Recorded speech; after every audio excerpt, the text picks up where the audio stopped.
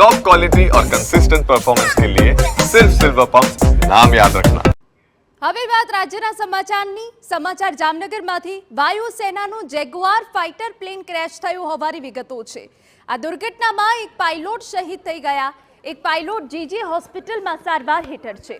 આપને જણાવી દઈએ કે જ્યાં પ્લેન ક્રેશ થયું હતું એક પાયલોટ શહીદ થઈ ગયા છે અને જીજી હોસ્પિટલમાં સારવાર હેઠળ છે। સુવર્ણા રોડ નજીક વાડી વિસ્તારમાં ટ્રેનિંગ માટેનું વિમાન ક્રેશ થઈ ગયું।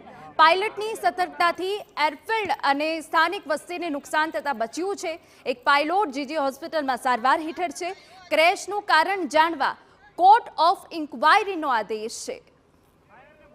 વાયુસેનાનું જેગુઆર ફાઇટર પ્લેન ક્રેશ દુર્ઘટનામાં એક પાયલોટ શહીદ થઈ ગયા છે। શહીદ પાયલોટના પાર્થિવ દેહને વતન મોકલવાની કાર્યવાહી હાથ ધરાઈ છે। ટેકનિકલ ક્ષતિના કારણે પ્લેન ક્રેશ થયું હતું, જેમાં ફ્લાઇટ લેફ્ટનન્ટ સિદ્ધાર્થ સુશીલ કુમાર યાદવ શહીદ થયા હતા।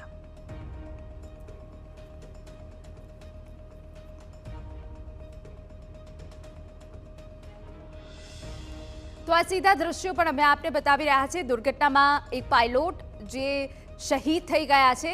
એક ટેકનિકલ ક્ષતિ સર્જાઈ હતી, જેના કારણે આ ટ્રેનિંગનું જે પ્લેન હતું તે ક્રેશ થઈ ગયું છે। જેગુઆર ફાઇટર પ્લેન જે આંખના પલકારામાં ક્રેશ થઈ ગયું।